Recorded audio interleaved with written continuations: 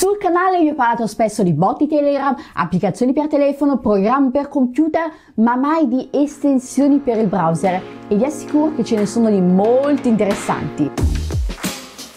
Ma innanzitutto, cos'è un'estensione per il browser? Un'estensione per il browser possiamo definire una piccola applicazione che si installa all'interno del browser, un'applicazione leggerissima con poche funzioni dedicate alla navigazione in internet, e fidatevi che ce ne sono alcune molto utili. E allora vediamole in questo video. Tutte le estensioni di cui vi parlerò sono disponibili per Chrome e per Microsoft Edge e si installano tutte dal Chrome Web Store, che è un pochino il Play Store delle estensioni. Prima estensione, Picture in Picture for Google Chrome. Un'estensione semplicissima, forse anche troppo semplice.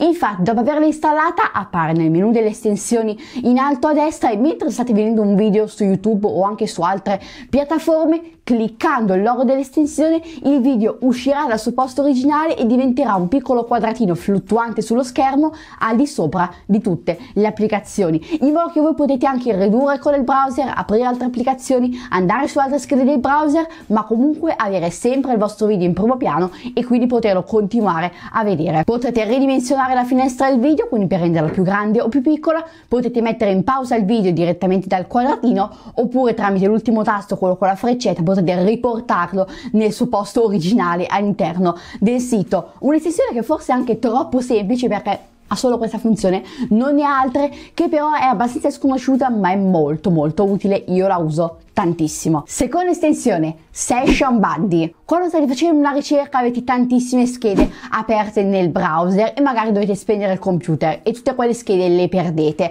Per non dover magari salvare i link e riaprirle una a una quando volete continuare, cliccando su questa estensione e cliccando poi su Save, potete dare un nome al gruppo di schede aperte e l'estensione le salverà in un gruppo. Così il giorno dopo, un'ora dopo, un anno dopo anche, entrando nell'estensione, cliccando sul gruppo di schede e poi su Open, aprirà tutte le schede che avete salvato in una nuova finestra, in modo da poter continuare da dove avevate finito la scorsa volta senza dover aprire tutte le schede manualmente. Insomma, un'applicazione veramente utile se magari fate ricerche che durano molto tempo, o anche se spesso vi trovate a utilizzare determinate schede aperte contemporaneamente. Ad esempio, quando scrivo le descrizioni dei video tengo aperto YouTube Studio, un sito per accorciare i link, un sito per trovare i tag, Amazon per magari trovare dei prodotti. Ecco, potrebbe essere utile creare un gruppo di schede e con un clic aprire tutti i siti che mi servono senza doverli aprire manualmente. Terza estensione, Clean Master. All'interno del nostro browser abbiamo un sacco di dati come la cronologia, i cookie, le password salvate, il compilamento automatico dei moduli che occupano spazio e soprattutto nei computer più vecchi pesano molto e potrebbero rallentare la navigazione. Aprendo l'estensione e cliccando su Pulisci, tutti questi dati verranno puliti. Alcuni, ad esempio i cookie, la cronologia, sono praticamente inutili, potrebbero non servirvi, e nei computer più vecchi questa estensione potrebbero fare anche dei piccoli miracoli. Prima di pulire però potete scegliere l'arco di tempo da pulire: l'ultima ora, l'ultimo giorno, l'ultima settimana, l'ultimo mese oppure da sempre. E cosa molto importante, cliccando su opzioni avanzate, oltre a modificare qualche impostazione del programma, potete selezionare cosa pulire e cosa non pulire, quindi ad esempio decidere di cancellare i cookie, la cronologia, ma non le password salvate. Insomma, un'applicazione anche totalmente personalizzabile. Quarta estensione, What Font. Se siete dei grafici o comunque lavorate nel mondo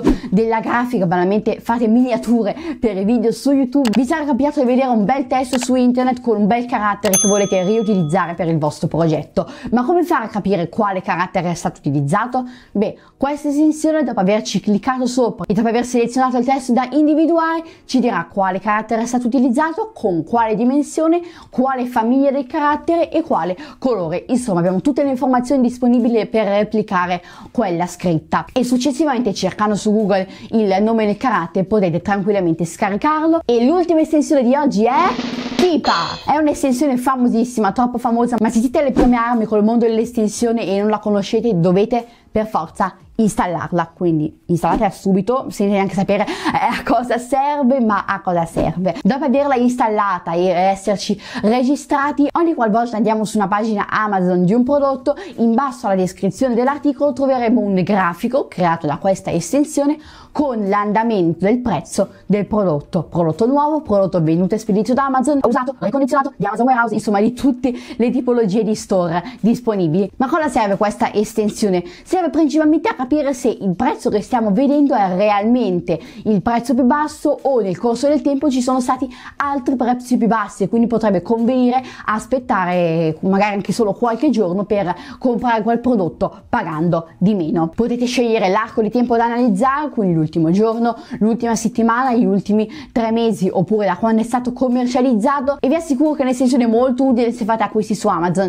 anche raramente, che però potrebbe aiutarvi a salvare qualche euro nel caso dovete comprare un prodotto non urgente. Tra l'altro, funzione comoda dell'estensione è che nella sezione track potremo scegliere il prezzo desiderato per quel prodotto, nuovo oppure usato, e quando il prodotto raggiungerà quel prezzo Keepa ci invierà una mail avvisandoci in modo che noi possiamo comprarlo al prezzo che volevamo. Insomma, un'estensione che è famosissima, l'hanno installata praticamente tutti, ma magari qualche persona che non la conosce la deve installare per forza, perché è un'estensione fantastica. Non mi ha pagato niente purtroppo Keepa, però Keepa, se vuoi pagarmi io ci sono sempre. Quindi ragazzi, io spero che questo video vi sia piaciuto, vi lascio in descrizione il link a tutte le estensioni per installare dal Chrome Web Store, lasciate un bel mi piace, iscrivetevi al canale e noi ci vediamo al prossimo video. Ciao!